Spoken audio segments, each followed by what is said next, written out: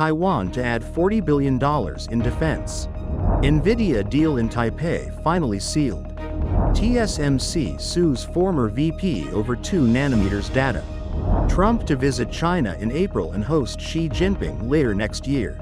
Australian senator suspended after Burka stunt in parliament. Malaysia to ban social media for users under 16 starting next year. South Korea's TV dad Lee Soon-jae dies at 91. Colombia recovers first treasures from 300-year-old shipwreck.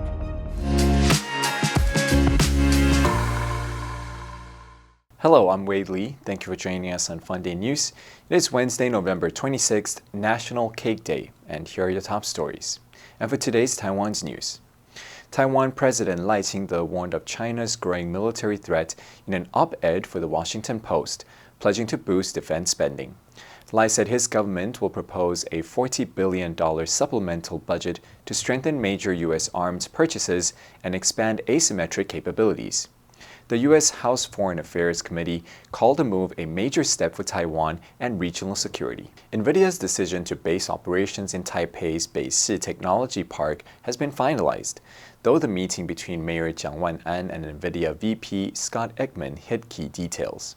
Nvidia had not pledged a letter of intent, but prepared one after learning Xinguang Life wanted written proof. The November 18 meeting was also kept strictly confidential, with city officials rerouting movements to avoid media exposure. Former TSMC senior R&D vice president Luo Weiren, who retired in July and joined rival Intel in October, is accused of copying large volumes of advanced process documents, including 2 nanometer data, before leaving. TSMC has filed legal actions, saying Luo continued seeking R&D meetings and sensitive updates even after being reassigned to corporate strategy.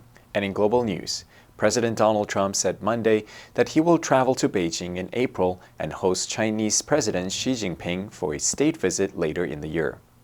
Trump announced the plans after a call with Xi on Monday, which came weeks after their meeting in South Korea at the end of October. He said, "Our relationship with China is extremely strong. Now we can set our sights on the big picture.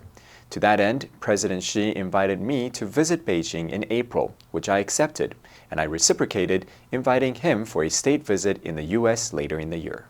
The travel plans come after the Trump administration outlined a trade deal framework with China that renewed soybean purchases and loosened China's export restrictions on rare earth minerals, though full compliance from China is still pending.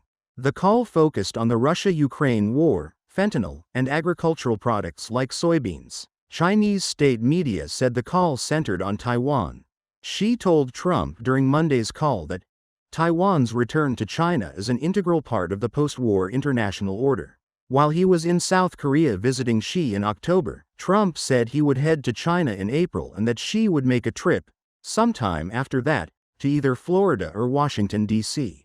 An Australian senator has been suspended for a week after wearing a burqa in Parliament to push for a ban on the Muslim garment.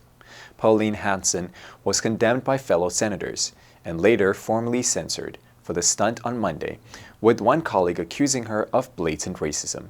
The senator from the anti-immigration One Nation Party was seeking to introduce a bill that would outlaw full face covering in public, a policy she has long campaigned for. It is the second time she has worn the garment, which covers the face and body, in Parliament, and she said her actions were in protest against the Senate rejecting her bill. Shortly after other lawmakers blocked her from introducing the bill, she returned wearing a black burqa. Foreign Minister Penny Wong, who serves as leader of the government in the Senate, moved a motion to censure Hanson, claiming she has been parading prejudice as protest for decades. The motion, which passed 55 votes to 5, stated that Hanson's actions were intended to vilify and mock people on the basis of their religion, and were disrespectful to Muslim Australians.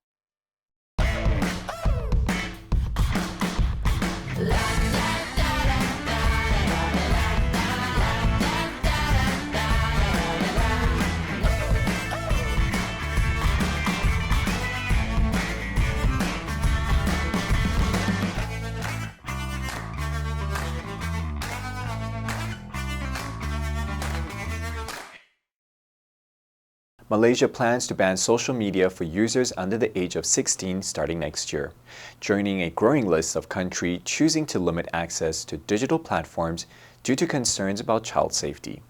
The communication minister said the government was reviewing mechanisms used to impose age restrictions for social media use in Australia and other nations, citing a need to protect young people from online harms such as cyberbullying, financial scams, and child sexual abuse.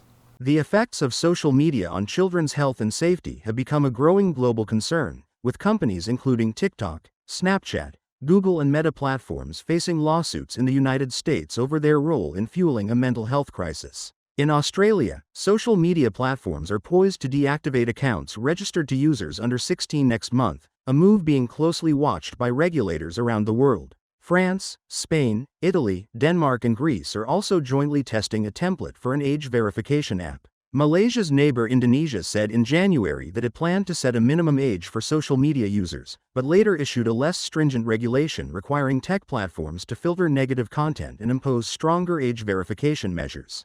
Lee Soon-jae, one of South Korea's most beloved actors, died on Tuesday at the age of 91. In a career spanning more than 70 years across film, television, and the stage, Lee was fondly known as the national TV dad for his many roles as a wise older man.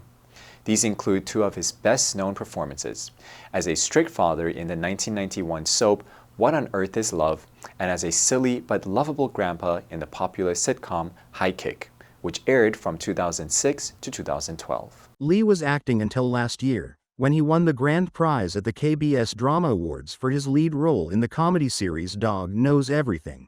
He was the oldest South Korean actor to ever win the honor. Born in 1934, Lee was just 4 years old when his family moved south to Seoul. He was working in his grandparents' shop in the capital's Namdaemun market when Korea was liberated from Japanese rule in 1945. Lee's prolific career meant he remained a household name for decades, just as familiar to younger audiences at a time when Korean entertainment has become one of the country's biggest exports. Colombia has recovered gold and bronze coins, a porcelain cup, and a cannon from a sunken Spanish warship dubbed the Holy Grail of shipwrecks. These artifacts are the first treasures to be retrieved from the wreckage of the San Jose, a Spanish galleon sunken by the British Royal Navy in the Caribbean more than 300 years ago. At the time of its sinking during the War of the Spanish Succession, the San Jose was carrying large quantities of gold, silver, and emeralds from Spanish colonies in Latin America back to the Spanish king.